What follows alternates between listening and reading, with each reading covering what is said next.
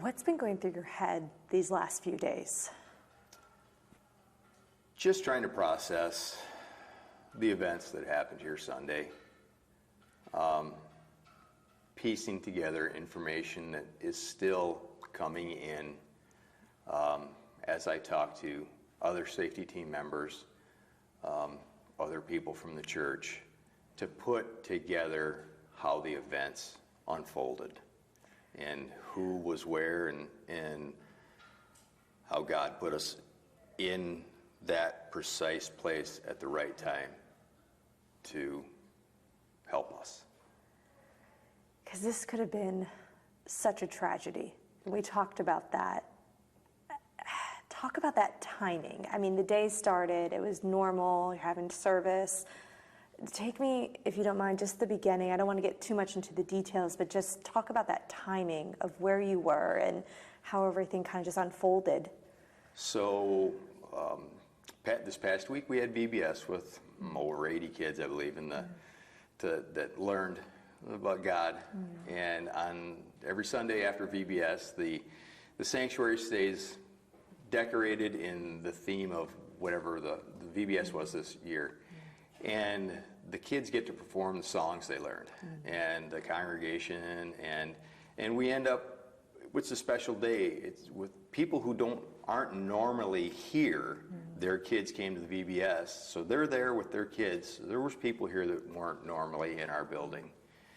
And the kids got through all their program, and were just leaving the stage to go sit with their parents, to participate in the service of Pastor Kelly. And that's when things started happening. I heard a noise that, initial thought, I thought it was a mechanical issue in the building. That was a very quick thought, because as I was thinking that, I saw movement, turned around the cry room with his all open glass windows behind me. Yeah. I see people panicking and running. I asked what was that noise. I thought maybe it was something in that room that I was standing in front of. And the young lady said, AR-15. That's all she said. And I said, where? She pointed, and I went that direction. And from there, I went out and tried to evaluate the situation, where things were, what was happening. I could see the commotion out the front doors. You know, there shouldn't be a pickup truck on the front lawn. Why is there a guy laying here? Why is the truck smoking? And I went out the door, evaluated the situation, realized what was happening, recognized the man who the pickup belonged to out in the front lawn. So I knew it was his truck. That brings pieces together. Focus on the man on the ground and realize that there's bad intentions that's going on. Retreated a bit because it looked like he was starting to focus my way or our, something like that. There was gunfire away from me. I learned now that he was engaging another safety team member to the west of where we were in front of the building. And that member was engaging with him. And as I retreated into the lobby, another safety team member who was in the service with his family and his grandkids came out into the lobby, running to the sound of gunfire. And he and I kind of crossed paths. I've seen the video. He was evaluating the situation. I could see in his mind he was trying to figure out what was going on. And the man outside turned and fired through the front glass into our lobby. God's hands protected me from what I've seen, the evidence through the tablecloths and the tables and the window and the marks on the walls and down the hallways. I don't know how I didn't get hit. Ron was injured in the leg. evidently as the man came up, went down, checked to see where he was, and then focused back on the bad guy. And he couldn't move, his leg was broken, but he was focused on the bad guy. And then I came back around. As I'm watching, I could see the man go down, but still had his weapons, and I engaged him.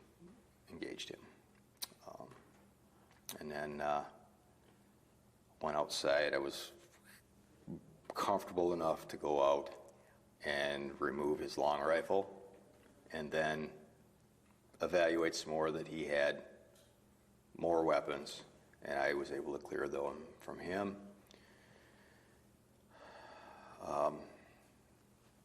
Our team member from the west side that had been engaging him came down with me. We covered the man.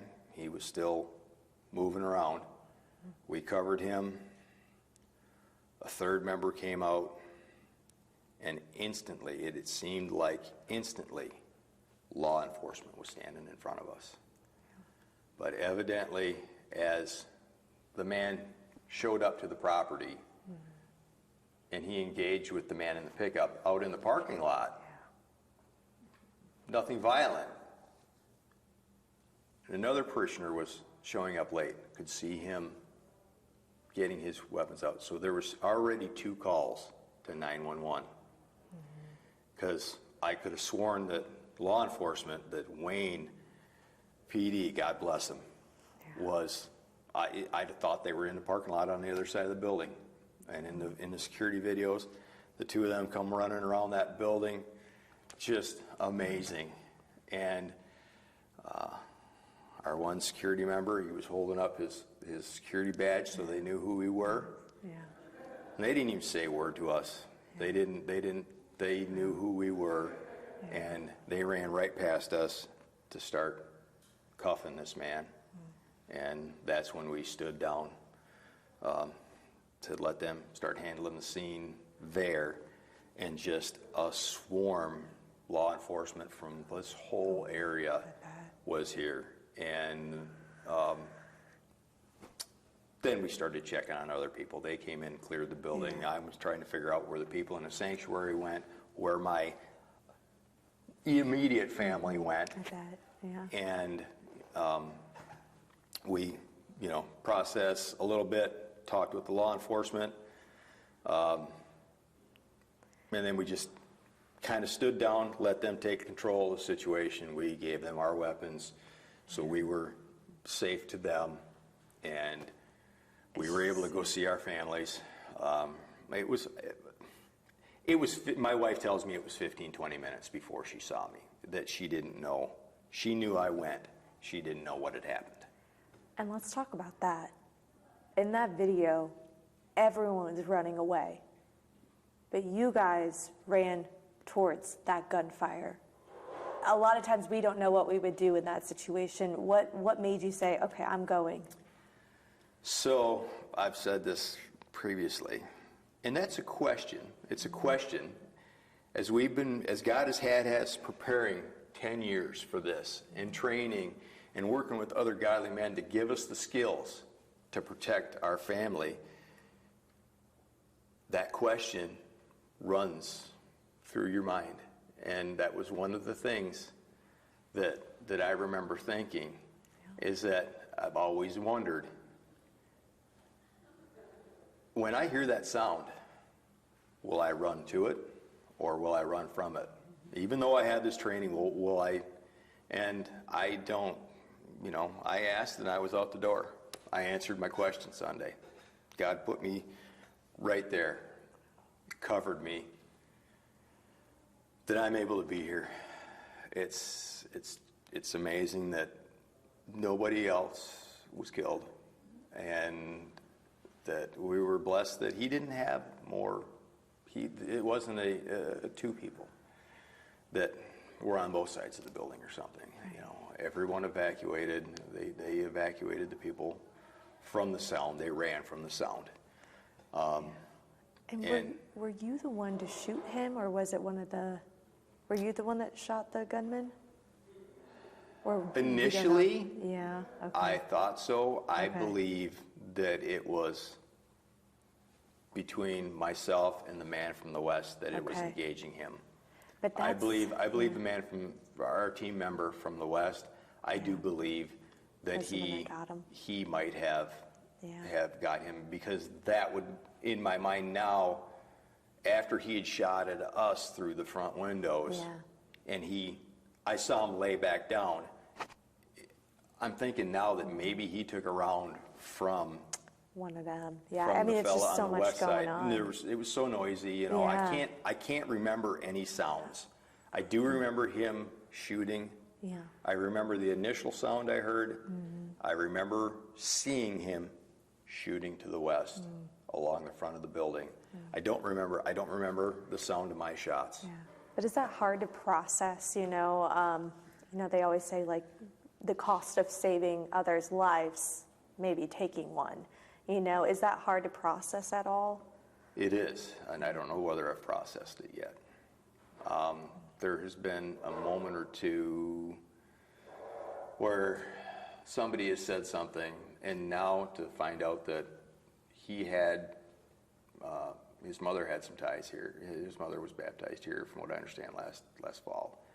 And to think, okay, well, wait a second, that guy's got a mom. I was told his father somebody talked to his father in the street after the incident. You know, no, he was a kid. He was, you know, I got kids. He was somebody's kid. So I've processed, you know, it hasn't taken me down, but I know that there, you know. You I just got wish kids. you could have helped him in a way, you know, and He had counseled with people in our church, with Pastor Kelly, and but you did what you know, God called you to do. there wasn't any indication that this would happen, as far as we know. It's so hard. It's so hard. It's, I'm sure down the road there will be the Lord will help me reconcile that, however that comes forward. You know what? God called you to be in that place and save those people. And we were also talking about how it was ordinary people. I know it's volunteers. I know you have training, but everyone that played a role in this, ordinary people. You have to be your own, what did you say, your own first responder? You have to be your own first responder. God bless the law enforcement and the fire department and the EMTs and all of the people that we normally rely on. But if something bad happens to you, you're the first one there when it happens bad. You know, whether it's somebody trying to do you harm or somebody you're with gets injured. It's going to take time, depending on where you are, for your help to come. You may need to know how to at least start to solve this problem. Whether it be defending yourself or, you know, stopping some bleeding or how to get yourself out of a bad situation.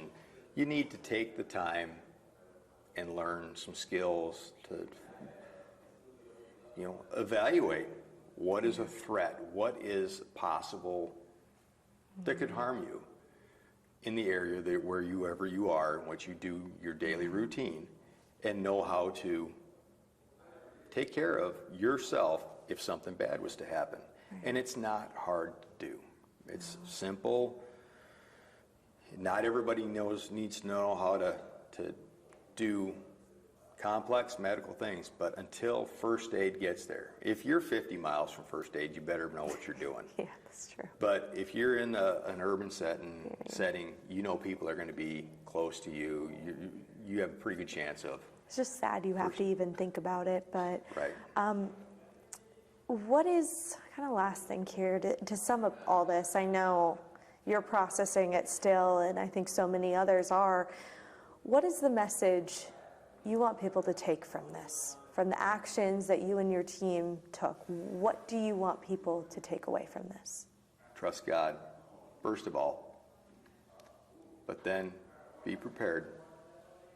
Be prepared. Know that God will protect you. God will give you the skills to take care of yourself. You you can learn to take care of yourself. Like I said, over a decade ago, we had 2 men present the idea of a safety team at this church. And for 10 years, we've been building and building and building. And originally, it was a security team. And as we brought our level of security up to where we were confident that we could handle some sort of situation, we rolled it into a safety team. Because it's a big building. It's an old building. There's fires. There's tornadoes. There's mechanical problems. You need to know how to process that. So we have procedures to get the kids reunited with their parents and stuff. But plan. Know how to protect yourself. There are many organizations that we have had the privilege of training with, godly men, godly women, that will share with you how to take care of yourself. And That's key. and just look out for your families. This is a massive family. These people are my family. They're not blood, but I've seen kids that were this little that I'm going to their graduation parties now. They're my kids. They're my family. That whole field of people standing out there Sunday, I told the law enforcement when they asked me, who's your family out there? I says, starts over at the fence and goes all the way over there by that dumpster. That's my people. And you help That's what I protect put. them. That's why I do what I do. I think that sums it up really well. Is there anything else that you want to add? I appreciate you again talking to us. I know sometimes it helps to talk about it, but I don't ever want. Sometimes it's hard to relive it sometimes and brings up emotions. I just hope, and the reason I'm talking and help to share this is that this stuff happens.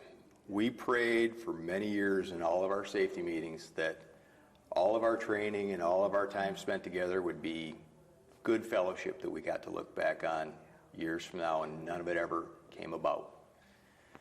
That didn't happen, but God put us in place to where it needed to be.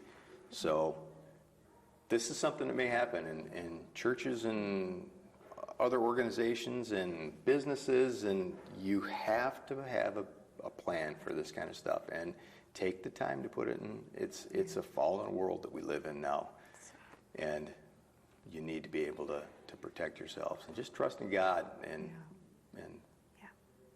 but be prepared. He was watching. God will prepare you to take care of yourself. That's true.